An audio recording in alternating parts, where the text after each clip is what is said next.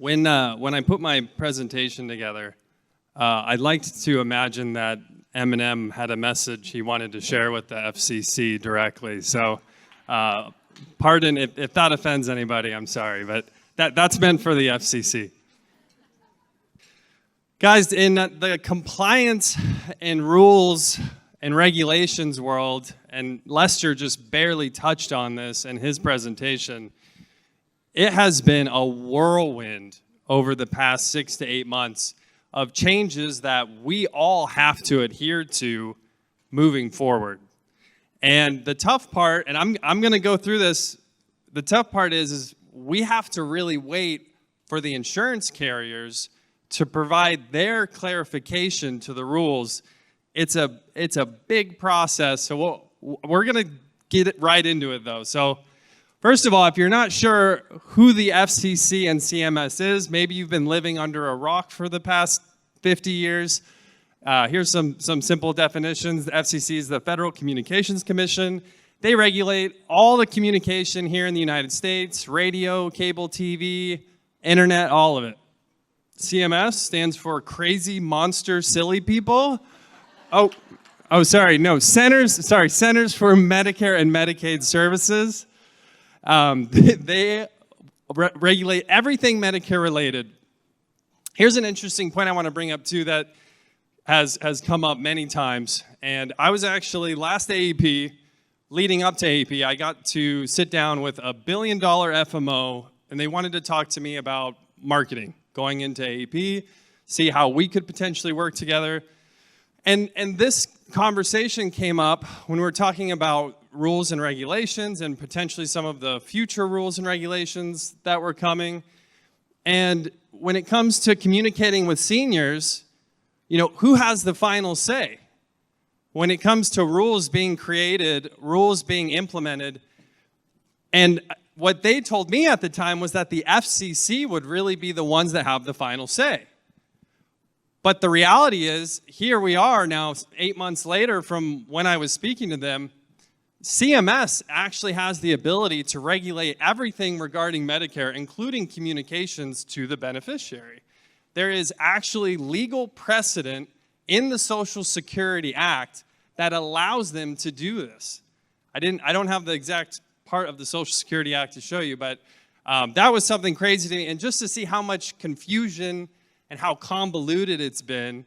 So if you're wondering, do I need to adhere to the FCC rules or to the CMS rules? First and foremost, look at what the CMS rules are. And then if there's anything beyond that, you can look at the FCC rules. These are the actual documents of CMS on the bottom there. That's the final rule for 2024. That's what came out April 4th of this year, so just 8 weeks ago. And the FCC, their new rules, that came out in December of 2023. So if you want the actual documents, I wanted to include this for you guys. That the final rule is over 1,300 pages long. I don't know who's actually going to sit down and read all that, but if you guys want to, by all means. Tony, it looks like Tony has something he wants to read tonight. So Tony, you might want to make sure you scan that. The other disclaimer I wanted to give you guys, I am not an attorney. I like to pretend to be one sometimes. But if you have questions or clarifications on anything in these documents, I highly recommend talking to an attorney. They are the ones that can give you true legal advice. I am not here to give you legal advice today. I'm here to just share, to the best of my knowledge, how these rules are going to affect marketing and communications going into this year and future years. So let's start with the FCC rule changes. So the big one here is one-to-one consent. We already heard from stage today. Who's heard from one of their clients that they're getting inundated with phone calls, right? It's a problem. It's a problem. And as someone who contributes to that problem personally, as an owner of a call center, I can tell you, and also as an agent too, I've sat in the house, I've watched Mrs. Jones go up to the phone. I'll never forget this. I'm literally sitting down on the couch, right? and I'm presenting some options to Mrs. Jones. She goes up to her phone and she's literally just pulling it off the receiver like this and just hanging up over and over and over on people. She's like, they're just calling me every day. And so I've seen it firsthand. I've seen it from all sides. It's tough because we all know this is a problem. We all want the problem to be solved, but at the same time, I don't think any of us want, government overreach or to get over-regulated, right? Do you want to get to the point where it's a struggle to communicate with your own clients just based on the rules? That's bad for everybody at that point. So with these FCC rule changes that came out in December of last year, you have to be topically relevant with all opt-ins that you're receiving. Right now, today, you can take a lead from a mortgage company and you can call that person and ask them about final expense, Medicare supplement. It doesn't have to be topically relevant to have communication with someone. And it also doesn't have to be one-to-one consent. Lead brokers will sell to hundreds of different agents, right? Over and over and over, and then you're the 50th person to call them. So these are big rule changes that are going to change the game for everybody. And understandably, they are trying to solve for that problem that we all just raised our hand, right? That our clients are getting inundated with phone calls. They're trying to make it so when they do get phone calls, it's relevant to them, that they opted in, that they know who they're speaking to, that the seller of the services is the person on the other side of that one-to-one consent. So again, something that if you weren't aware of, you need to make sure you're aware of. Now the CMS final rule, I wanted to go into some highlights. Again, 1,300-page document. We're still waiting for insurance carriers to offer clarifications. This is going to be an ongoing evolution of rule changes as we see every year. Overrides, HRAs, additional funds being paid to the writing agent. We're going to be seeing that going away, capping the amount of money per category that can be spent for an agent, such as overrides, technology, quoting software, etc. Marketing money. Is that completely going away? Is it going to look differently? Again, still to be determined. The definition of a TPMO, which I can tell you right now, if you're sitting in this room, you're probably a TPMO. We're pretty much all TPMOs, third-party marketing organizations. So they made it very clear who is a TPMO, and then limiting data sharing between TPMOs. So even if you have a wholly owned subsidiary, again, such as Christian Brindle Insurance Services, CBIS, they are the Lead Heroes is now technically a wholly owned subsidiary of CBIS. That is not a loophole. We still cannot pass data between a wholly owned company to the agency without consent. That's how specific these rules are. I'm sure there's a lot of really big companies that were disappointed by that with all the acquisitions going on. Maybe they were hoping they could get around it that way, but even a wholly owned subsidiary is going to have to play by these rules. So I want to show you guys a quick video here from Christian and I at the time of this video, and please don't mind, I popped a peppermint candy in my mouth for some reason right before we were recording right here, so please don't mind my ridiculousness, but I wanted to show you guys a moment from our live stream talking about the final rule. For the majority of you, you probably fall under one of these two entities. Even if you don't know it, probably do. So the likelihood of that being a thing for you is probably very small. But like you asked about contracts, right? There's a couple different scenarios I would say. If let's say that did happen, they could release you on the way out as like a courtesy. They could not, and you self-release. Or maybe the carriers do some kind of exception, like a SEP of contracts or something they've never done in the history of contracts before. I don't know. But you can always move with or without release. Well, so we're getting some live information from the audience here. I'm going to spot check this right now. It sounds like finalizes rule expanding access to care. Yeah, I don't think. Did you open it? Contract year 2025 Medicare Advantage and Part D final rule. Is this it? Yep. This is it. Is this it? Did we just get this live? Did it Try to open it. Hang on, guys. Did they hang on, did CMS see us go live? We said this was pre-final. The final rule appears to have just dropped, you guys. If you're watching this live right now, if you're with us, we've been speculating about final rule. The final rule has just dropped minutes There ago. we go. I'm nervous. I'm nervous. 1,327 pages. I couldn't let Christian be. It's a virus, don't believe it. No, it's really good. All right. CMS.gov. Nice. How do we do this? You want to screen share?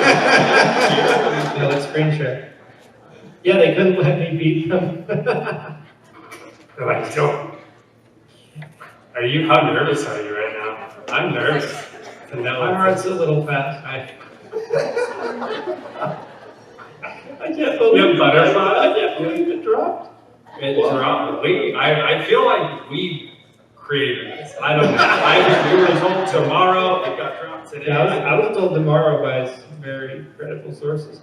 Can you see my screen? I can. Here it is. So how do you eat an elephant? This is 1,300 pages, you guys. Thank you. So I wanted to include that in my presentation today so I could officially tell everyone we were the first Medicare agents in the entire industry to go live and talk to you guys about the final rule and try to make some sense of this massive rule changes, 1,300-page document. If you're not, again, I mentioned this in the introduction this morning, but if you're not already in the 7-Figure Agent Medicare Facebook group, please get in there so you can catch all the updates live as we're getting them. Christian and I have really made it a mission of ours to try to provide this information in a format that you can really synthesize it, understand it, and include it and implement it in your business moving forward as quickly as we can. So that's the QR code for the Facebook group. Also, Christian's YouTube channel, which we always try to keep the live streams on as well. If you're not a subscriber on there, please subscribe. It's a great picture of you, Christian.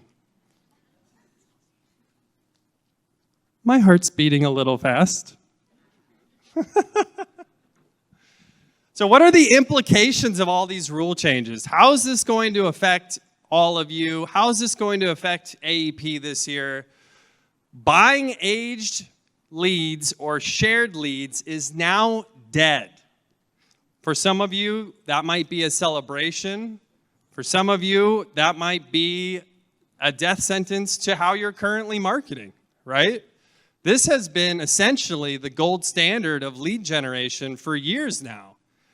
Buying aged opt-in data where you can compliantly outreach and market, that has been essentially the quote-unquote loophole. That's what the FCC wanted to shut down, and that's exactly what they did. Moving forward, marketing will have to be more of a done-for-you type service, or you're going to have to learn how to do it yourself. And finally, again, that clear buying path, right, which CMS has already been kind of kicking this can down the road, talking about that opt-in all the way to the close, the actual policy being written, being able to see that transparently. Again, the FCC essentially copied that exact type of language. They want to see from the time that person opts in to the time the service or product gets sold, that they can see that and know that it was compliant from start to finish. So is this the end, right? Is this the end of Lead Heroes? Like I mentioned, the gold standard of marketing has really been shared data, aged opt-in leads. You know, if you've ever had an existential crisis before, you know, this was a big one for me. I actually bought a house last year, end of October, and then 6 weeks later, the FCC came out and updated their rules, essentially making our internal marketing practices obsolete in a 4-to-1 vote.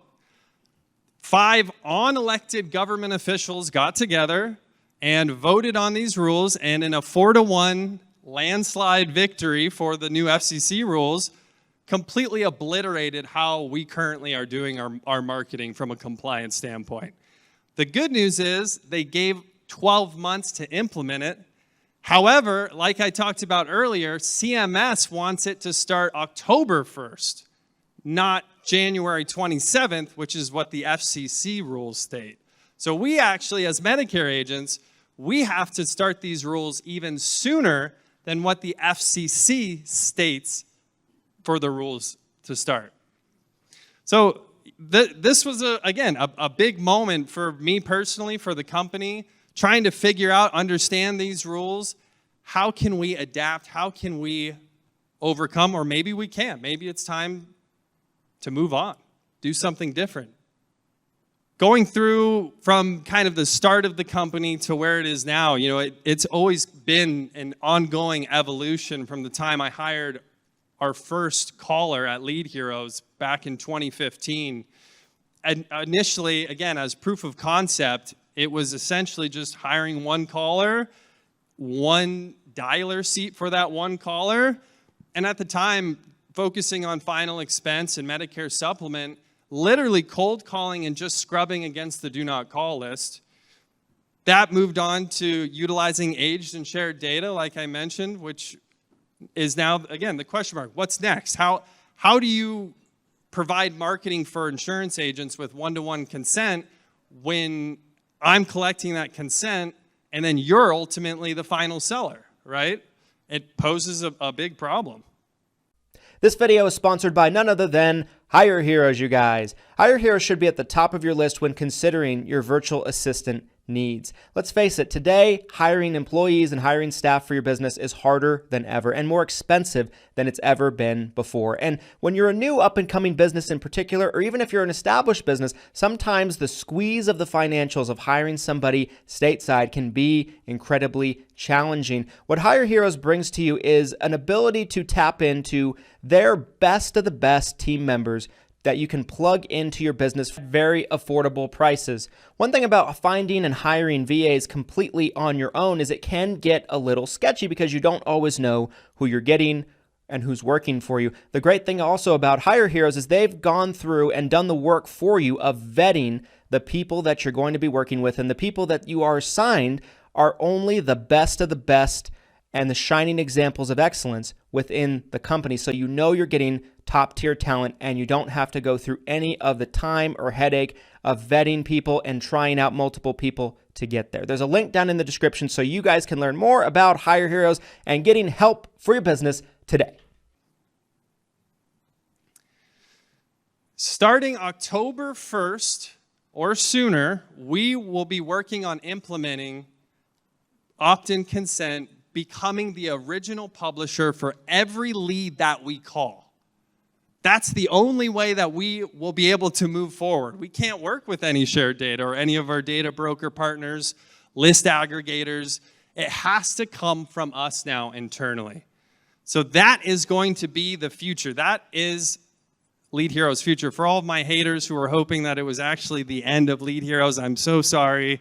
That is not happening yet. I'm like a cockroach after a nuclear bomb goes off. It is so hard to kill me. And with the FCC rules and getting express written consent with every opt-in, I wanted to include, this is language that shows exactly what you have to include on all of your landing pages moving forward. Feel free to take a picture of this if you'd like. You will get a copy of all of my slides after the summit's over. So I apologize if this is a little hard to see. And I'm going to go through some of these different points that you have to have on there. One of the key changes that they made is you cannot have any boxes pre-selected the consumer has to check that box. That is that's them showing consent when they opt in. They have to see the phone number. I'll jump to the next slide here.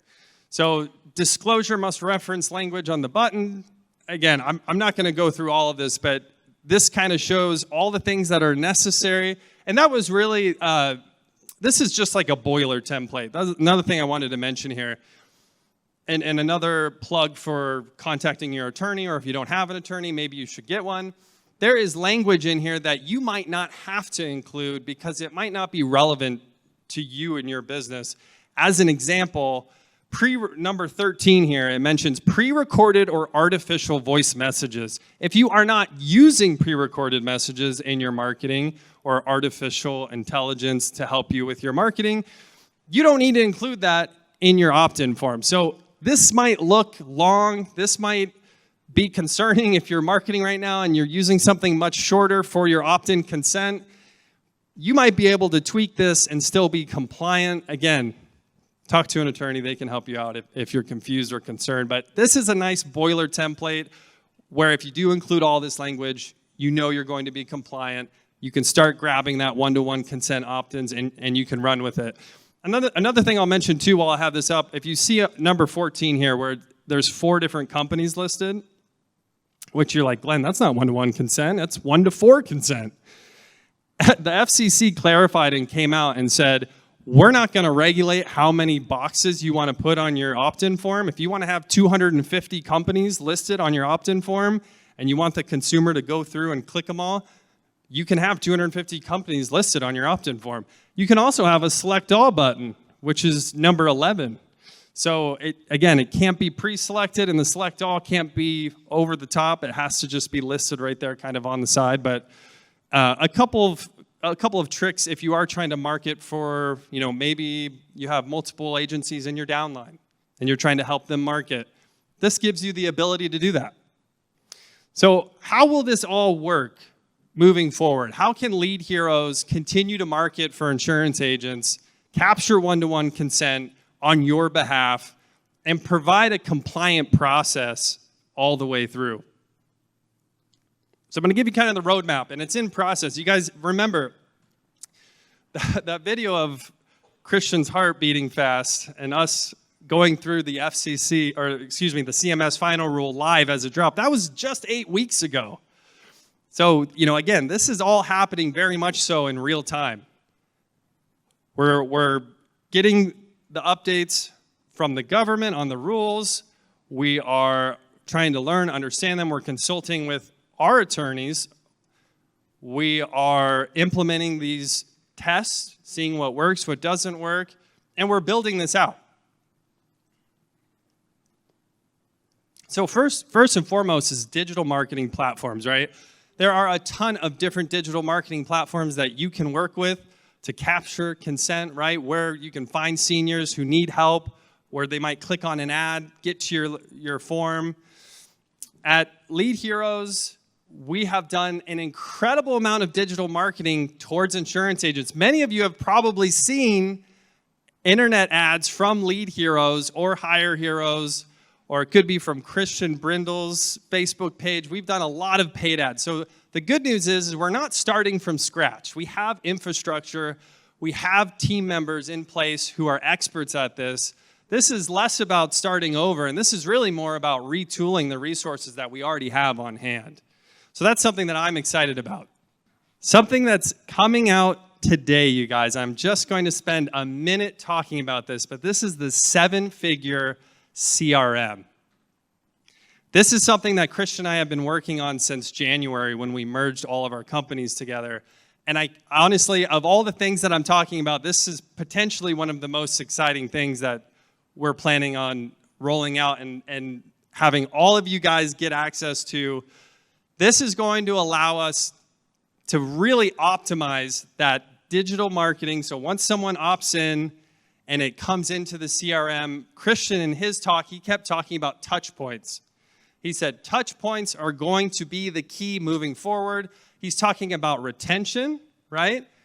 Touch points are also key when it comes to lead conversion. How many of you have seen those stats about follow-up, right? It takes, 5 to 10 contact attempts to close a lead, right? That's just going to keep going up potentially. So making sure that you have a system in place, whether you're using our system, the 7-figure CRM, or whether you're using a different CRM system, those touch points will remain a very, very, very important part of your sales process moving forward. So feel free, if you want to check that out now, you can. We will get into that more later today. And then the Lead Heroes Call Center. So again, as we're kind of moving down this path, this road, going from that original ad where we get that one-to-one opt-in consent, now it's going from there into the CRM. And then from there, someone from the Lead Heroes team can actually make that call and qualify them and either qualify the lead, set the appointment, transfer to the agent.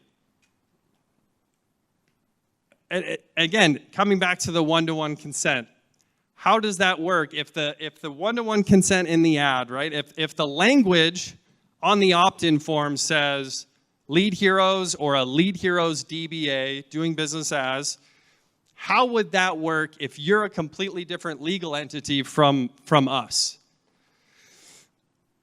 I'm going to show you one of my favorite parts of what CMS included in the final rule. The phone consent exception. The TPMO can transfer the beneficiary to another TPMO, such as an agent or broker, during the call for assistance. This is acceptable without prior express written consent if the beneficiary verbally agrees during the call. CMS had to include this. The same way the 48-hour rule got an exception for inbound calls, it would be a disservice to Medicare beneficiaries everywhere if you weren't able to get a call from someone, even if they didn't have written consent with you. This will allow us to get consent on your behalf on that phone call, and then you're able to continue on in the sales process. Again, cockroach after the nuclear bomb. There's a picture of our team. We have over 250 employees right now, just based out of the Philippines, on top of our team here in the US. So I have a quote I wanted to leave you guys with. Change is inevitable. Growth is optional. I think what we've seen recently, this isn't the end of rule changes, compliance updates. What we'll see moving forward is probably more of the same, right? It seems like every year CMS has new rules that they're rolling out. They're trying to tighten the screws. They're trying to get rid of bad actors. You have to be ready for that change because it's coming no matter what. No matter what we do, that change is constant. The growth is optional. Again, shout out to Lester. He really hit this point home. There is going to be so much opportunity this AEP and moving forward because there will be a lot of Medicare agents who decide they don't want to deal with the change. You're probably going to see an increase in agency owners and Medicare agents who are getting out of the business. You're going to see books of business probably going for sale because they don't want to even service their clients anymore. So capitalizing on this opportunity, instead of looking at this like, oh man, CMS and the FCC, they're getting together to try to shut my business down. I think it's honestly the opposite. I think you should look at it as there is now going to be more opportunity as a Medicare agent than there has ever been. This AEP can potentially be everyone here. You can have the biggest AEP you've ever had. I guarantee it. If you really focus and you have the systems in place and you get your compliance checked out, make sure you're doing everything right, instead of having optional growth, you can have huge growth. For more information about Lead Heroes or any updates that we have coming up, you guys, that is a link to our website. I appreciate everyone's time. Thank you so much.